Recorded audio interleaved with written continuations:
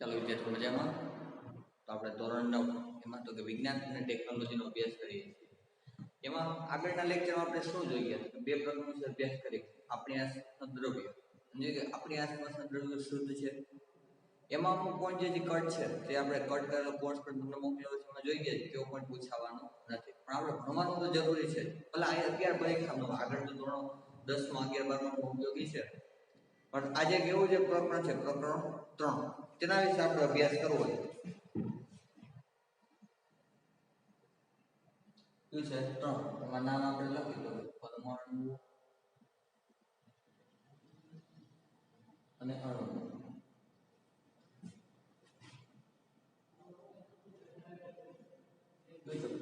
તો પ્રકરણ 3 એમાં છે પરમાણુ અને અણુ.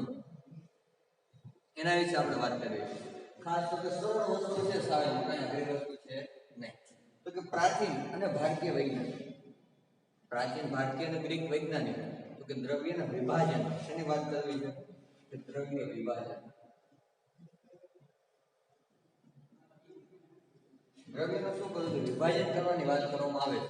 એનું વિભાજન કરવું છે કોણ? તો કે ભારતીય તત્વજ્ઞાનીઓ અને ગ્રીક તત્વો. ક્યારે? તો કે ઈસવીસન 500 પૂર્વે. તો કે ત્યારે તેમની શરૂઆત થઈ ગઈ. જે દ્રવ્ય આપણે જો આગળ જોઈએ કે દ્રવ્ય કોને કહેવાનું? જે વસ્તુ જગ્યા રોકે છે અને દળ છે તેને આપણે શું કહીએ છીએ? તો કે દ્રવ્ય કહીએ છીએ. એમાં તો એ દ્રવ્યનું વિભાજન કોઈ પણ વસ્તુ લઈ લે છે ને બનાવી છે કે દ્રવ્યની બનેલી છે. હવે માનો કે એક ઉદાહરણ કે હું શું લીધું? ચોકનો કટકો લીધો. ચોક જે આપણે ચોકનો કટકો હું કરું કટકો કરતો જાઉં એક સમય કેવો આવશે જેને આપણે વિભાજન કરી શકશું નહીં. એને શું નામ આપેલું? તો કે એને પરમાણુ નામ આપેલું. આવી શોધ કોને કરી હતી? તો કે મહર્ષિ કણાદ. નામ આપણે લખી દીધું મહર્ષિ, એક ઋષિ છે મહર્ષિ કણાદ.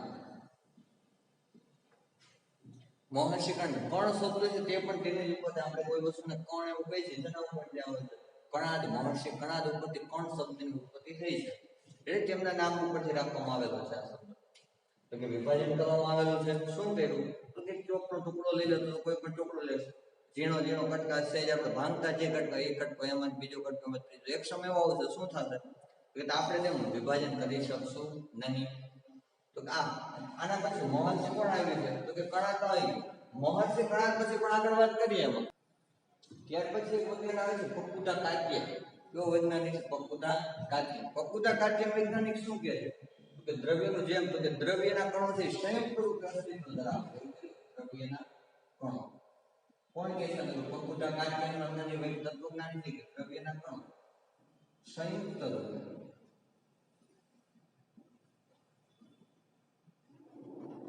અસ્તિત્વ ધરાવે. દ્રવ્યના કણો સંયુક્ત રૂપે અસ્તિત્વ ધરાવે. આ વાત કરે.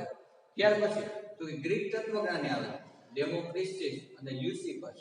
કોણ છે? ડેમોક્રિટસ અને લ્યુસિફસ. તો કે બે વૈજ્ઞાનિક આમ શું કહે છે? તો કે કોઈ પણ દ્રવ્યના કણનું વિભાજન કરતા જઈએ આપણે તો એક સમય એવો આવી જાય કે એનું વિભાજન શક્ય છે ને માટે એને કેવું કીધું છે?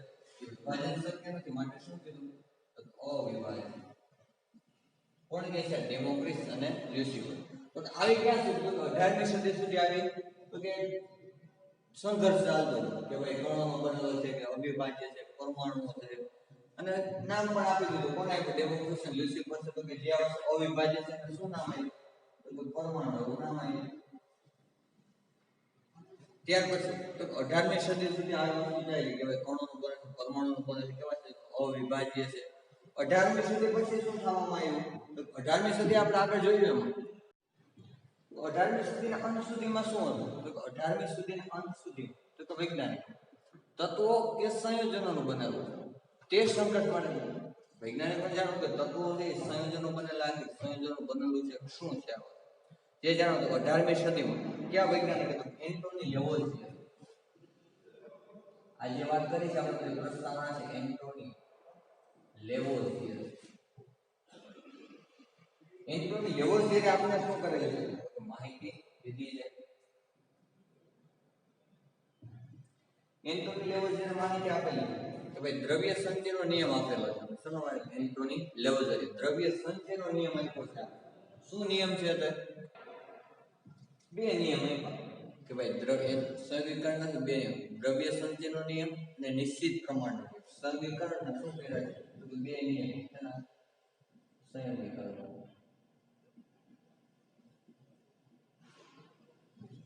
સંયોગીકરણના બે નિયમ આપેલા છે, રાસાયણિક સંયોગીકરણ બે, એમાં એક છે નિશ્ચિત પ્રમાણ,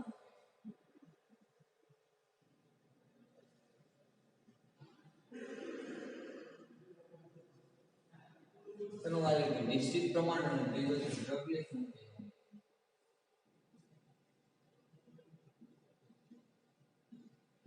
ક્યાં નિયમ આપ્યા છે? સંયોગીકરણના બે નિયમ આપેલા છે. એમાં નિયમ આપ્યો કે નિશ્ચિત પ્રમાણનો નિયમ અને છે દ્રવ્ય સંચયનો નિયમ.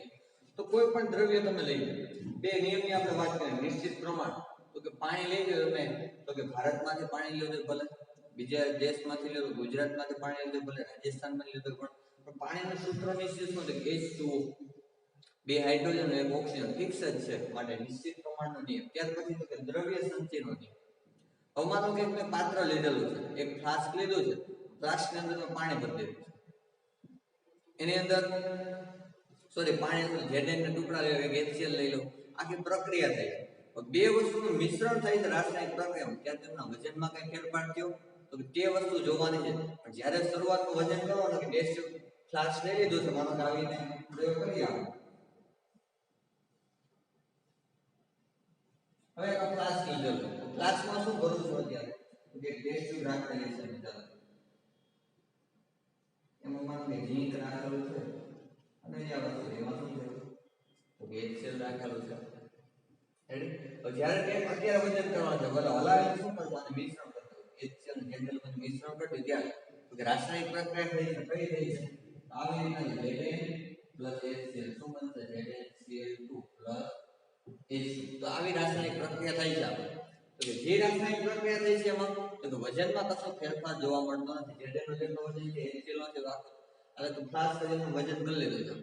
વળી તો હલાવીને શું કરજો? Zn અને HCl ભેગું કરી દે. તો હવે વજન જો રાસાયણિક પ્રક્રિયા નવા પદાર્થની ઉત્પત્તિ થઈ તો કે નામ શું નામ?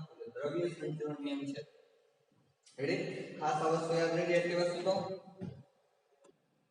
શું છે નિયમ દ્રવ્ય સંચયનો? કોઈ પણ રાસાયણિક પ્રક્રિયા દરમિયાન દ્રવ્ય સંચય કે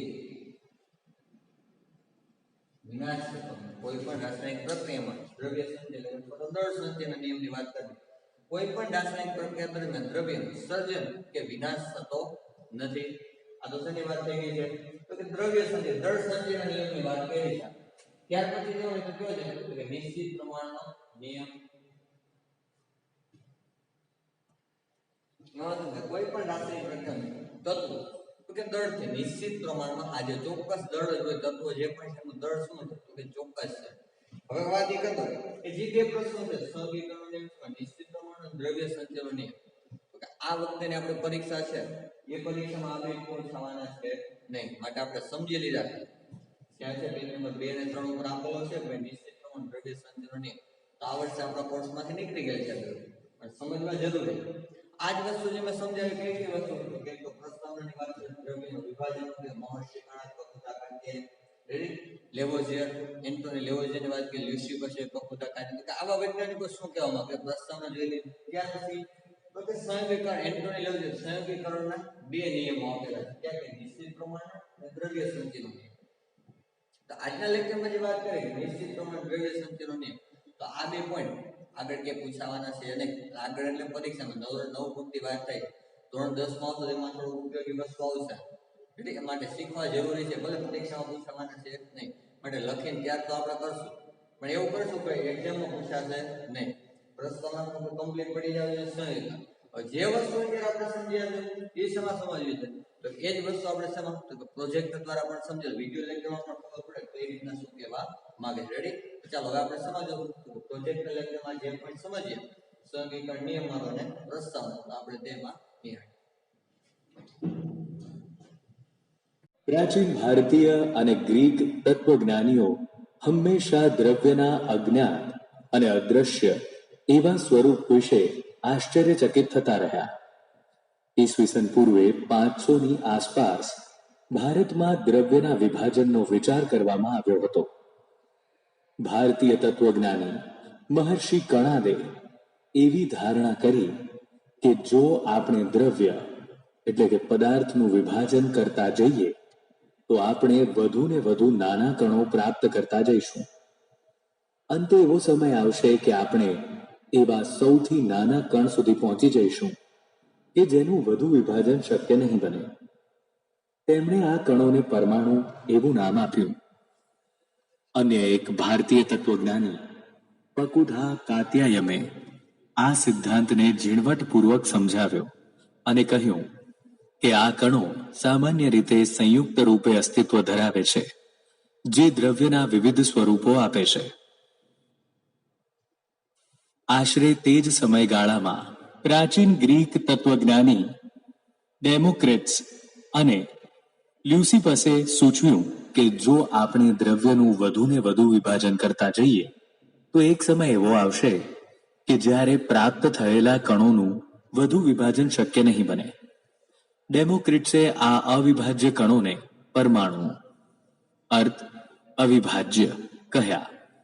આ તમામ વિચારો તત્વજ્ઞાનીય એટલે કે દાર્શનિક માન્યતાઓ પર આધારિત હતા. તેમજ 18મી સદી સુધી આ વિચારોને માન્ય કરવા માટે કોઈ વધુ પ્રાયોગિક કાર્યો થયા ન હતા. 18મી સદીના અંત સુધીમાં વૈજ્ઞાનિકો એ પ્રાયોગિક રીતે તત્વો અને સંયોજનો વચ્ચેનો ભેદ સમજ્યા અને સ્વાભાવિક રીતે તે જાણવા આતુર થયા કે શા માટે અને કેવી રીતે તત્વો સંયોજાય છે અને તેઓ સંયોજાય ત્યારે શું થાય છે. રાસાયણિક સંયોગીકરણના 2 મહત્વના નિયમોની રજૂઆત દ્વારા એન્ટોની એલ લેવોઇઝરે રસાયણશાસ્ત્રનો પાયો નાખ્યો. રાસાયણિક સંયોગીકરણના નિયમો. લેવોઇઝર અને જોસેફ એલ પ્રાઉસ્ટે કરેલા અનેક પ્રયોગો પછી રાસાયણિક સંયોગીકરણના અહીં દર્શાવેલા 2 નિયમો દળ સંચય અને નિશ્ચિત પ્રમાણની રજૂઆત થઈ. દળ સંચયનો નિયમ. જ્યારે કોઈ રાસાયણિક ફેરફાર એટલે કે રાસાયણિક પ્રક્રિયા થાય ત્યારે શું દળમાં કોઈ ફેરફાર થાય છે? આ પ્રશ્નના ઉત્તર માટે પ્રવૃત્તિ કરીએ. અહીં દર્શાવેલા એક્સ અને વાય રસાયણોના જૂથો પૈકી કોઈ એક જૂથ પસંદ કરો. X 1 copper sulphate, 2 barium chloride, 3 lead nitrate. Y 1 sodium carbonate, 2 sodium sulphate, 3 sodium chloride. X અને વાયમાં દર્શાવેલી યાદીમાંથી કોઈ એક યુગ્મના પદાર્થોનું પાણીમાં અલગ અલગ 5%નું દ્રાવણ તૈયાર કરો. એક કોનિકલ ફ્લાસ્કમાં થોડી માત્રામાં વાયનું દ્રાવણ લો અને એક પ્રજ્વલન નળીમાં થોડી માત્રામાં એક્સ દ્રાવણ લો. પ્રજ્વલન નળીને સાવચેતીપૂર્વક કોનિકલ ફ્લાસ્કમાં એવી રીતે લટકાવો કે જેથી 2 દ્રાવણો મિશ્ર થઈ ન જાય. ફ્લાસ્ક પર બૂચ લગાવો. ફ્લાસ્કનું તેમાં રહેલા ઘટકો સહિત કાળજીપૂર્વક વજન કરો. હવે ફ્લાસ્કને થોડો નમાવીને એવી રીતે ઘુમાવો કે જેથી તેમાં રહેલ એક્સ અને વાય દ્રાવણો પરસ્પર મિશ્ર થઈ જાય. હવે ફરીવાર ફ્લાસ્કનું વજન કરો. પ્રક્રિયા ફ્લાસ્કમાં શું થશે? શું તમને લાગે છે કે કોઈ રાસાયણિક પ્રક્રિયા થઈ હશે? ફ્લાસ્કના મુખ પર બૂચ એટલે કે કોક શા માટે લગાવીએ છીએ? શું ફ્લાસ્ક અને તેની અંદર રહેલા ઘટકોના દળમાં કોઈ ફેરફાર થાય છે? અવલોકન કરતા જણાય છે કે પ્રક્રિયા ફ્લાસ્કમાં રહેલા પદાર્થો વચ્ચે રાસાયણિક પ્રક્રિયા થઈ નવો પદાર્થ નીપજે છે. ફ્લાસ્કના મુખ પર બૂચ એટલે કે કોક લગાવવાથી દ્રવ્ય વરાળ સ્વરૂપે બહાર ન જાય. નિર્ણય. આમ ફ્લાસ્ક અને તેની અંદર રહેલા ઘટકોના દળમાં કોઈ ફેરફાર થતો નથી. દ્રવ્ય સંચયનો નિયમ સૂચવે છે કે કોઈ પણ રાસાયણિક પ્રક્રિયામાં દ્રવ્યનું સર્જન કે વિનાશ થતો નથી. નિશ્ચિત પ્રમાણનો નિયમ. લેવોઇઝરની સાથે સાથે અનેક વૈજ્ઞાનિકોએ નોંધ્યું કે અનેક સંયોજનો 2 કે તેથી વધુ તત્વોના બનેલા હોય છે. આવું દરેક સંયોજન એક સમાન ગુણોત્તરથી એક સમાન તત્વો ધરાવે છે. પછી તે તત્વ ક્યાંથી આવ્યું કે કોણે તે શોધ્યું તેની સાથે તેને કોઈ સંબંધ નથી. પાણી જેવા સંયોજનમાં હાઇડ્રોજન અને ઓક્સિજનનો દળથી ગુણોત્તર હંમેશા 1:8 થાય છે. ભલે પછી પાણીનો સ્ત્રોત ગમે તે હોય. આમ 9 ગ્રામ પાણીનું વિઘટન થાય ત્યારે હંમેશા 1 ગ્રામ હાઇડ્રોજન અને 8 ગ્રામ ઓક્સિજન ઉદ્ભવે છે. તેવી જ રીતે એમોનિયામાં નાઇટ્રોજન અને હાઇડ્રોજનનો દળથી ગુણોત્તર હંમેશા 14:3 હોય છે, ભલે તેનો સ્ત્રોત ગમે તે હોય કે ગમે તે પદ્ધતિથી તેને મેળવેલું હોય. આ ખ્યાલ નિશ્ચિત પ્રમાણના નિયમ તરફ દોરી જાય છે, જેને નિશ્ચિત પ્રમાણનો નિયમ પણ કહે છે.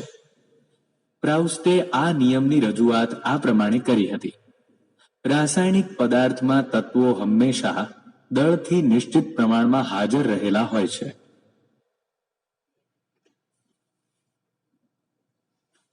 વૈજ્ઞાનિકોની હવે પછીની સમસ્યા આ નિયમોની યોગ્ય સમજૂતી આપવાની હતી. બ્રિટિશ રસાયણશાસ્ત્રી જ્હોન ડાલ્ટને દ્રવ્યના સ્વભાવ વિશે મૂળભૂત સિદ્ધાંત પૂરો પાડ્યો. ડાલ્ટનને પરમાણુના વિભાજનનો વિચાર આવ્યો કે જે તે સમય સુધી માત્ર તત્વજ્ઞાન જ હતું. ડાલ્ટને ગ્રીક તત્વજ્ઞાનીઓ દ્વારા અપાયેલ શબ્દ પરમાણુનો ઉપયોગ કર્યો અને કહ્યું કે દ્રવ્યના નાનામાં નાના કણો પરમાણુઓ છે. તેનો સિદ્ધાંત રાસાયણિક સંયોગીકરણના નિયમો પર આધારિત હતો. ડાલ્ટનના પરમાણુ સિદ્ધાંતે દ્રવ્ય સંચયના નિયમ તેમજ નિશ્ચિત પ્રમાણના નિયમની સમજૂતી પૂરી પાડી. ડાલ્ટનના પરમાણ્વીય સિદ્ધાંતના આધારે તમામ દ્રવ્યો, પછી તે તત્વ હોય કે સંયોજન હોય કે મિશ્રણ હોય, તે દરેક સૂક્ષ્મ કણોના બનેલા હોય છે. આ સૂક્ષ્મ કણોને પરમાણુઓ કહે છે. આ સિદ્ધાંતની અભિધારણાઓ આ મુજબ દર્શાવી શકાય: 1. તમામ દ્રવ્યો પરમાણુ તરીકે ઓળખાતા અતિ સૂક્ષ્મ કણોના બનેલા હોય છે. 2. પરમાણુ અવિભાજ્ય કણ છે, જેનો રાસાયણિક પ્રક્રિયા દરમિયાન સર્જન કે વિનાશ કરી શકાતો નથી. 3. એક જ તત્વના પરમાણુઓના દળ અને રાસાયણિક ગુણધર્મો સમાન હોય છે. 4. જુદા જુદા તત્વોના પરમાણુઓના દળ અને રાસાયણિક ગુણધર્મો જુદા જુદા હોય છે. 5. પરમાણુઓ નાની પૂર્ણાંક સંખ્યાના યોગ્ય ગુણોત્તરથી જોડાઈને સંયોજન બનાવે છે. 6. આપેલ સંયોજનમાં પરમાણુઓની સાપેક્ષ સંખ્યા અને પ્રકાર નિશ્ચિત હોય છે.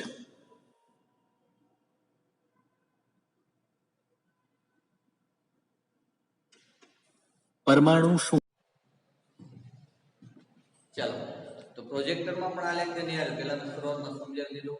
એન્ટોની લેવોઝિયરની બારે વાત કરી દીધી, સંયોગીકરણના નિયમો આપી દે તેની વાત કરી દીધેલી છે, તો કે બધું સમજી ગયું. ત્યાર પછી શું છે કે પ્રોજેક્ટરમાં જે વસ્તુ આપણે છે એ જ વસ્તુ પ્રોજેક્ટરમાં સમજ્યા છે. તો આખો ક્લિયર પોઈન્ટ થઈ ગયો છે. હજી પણ ન સમજાય તો પૂછી શકો, ન સમજાય તો કોલ કરીને ભાઈ પૂછી શકો કે આ પ્રશ્ન કઈ રીતના આવે છે, અથવા તો રૂબરૂ સ્કૂલે ટાઈમ આવે લઈ શકો કે ભાઈ કેટલા વાગે અમે આવીએ શીખવા માટે. રેડી? બીજું તો જે વસ્તુ જે લખીને તૈયાર કરવાની છે, કમ્પ્લીટ લખીને આપો અને મને ફોટો પાડીને બધું મોકલી દો. ભાઈ લખી ગયું, કેવા અક્ષર છે, શું છે. સારા અક્ષરે, સ્વચ્છ અક્ષરે લખવાનું છે. માટે ધોરણ 10 આપણો ઉપયોગી આગળનું વર્ષ છે, તો એમાં બગડે નહીં. જેમ અક્ષર સારા છે કાર્ય પણ સારું છે. અને લખો સરળતાથી, નિરાતે સારા અક્ષરે લખો. ચાલો, રેડી? તો આજનો પોઈન્ટ છે જે પ્રસ્તાવનાને હતો એન્ટોની લેવોઝિયર રાસાયણિક સંયોગીકરણના 2 નિયમો, નિશ્ચિત પ્રમાણ દળ સંચરણ અથવા તો દ્રવ્ય સંચરણ. તો સારી રીતે સમજી ગયા છે. ક્યું પૂછાવાનું છે, ક્યું નથી પૂછાવાનું, એ પણ મેં વાત આગળમાં કરી દીધી. રેડી? આજનો લેક્ચર આપણે અહીંયા સુધી રાખીશું.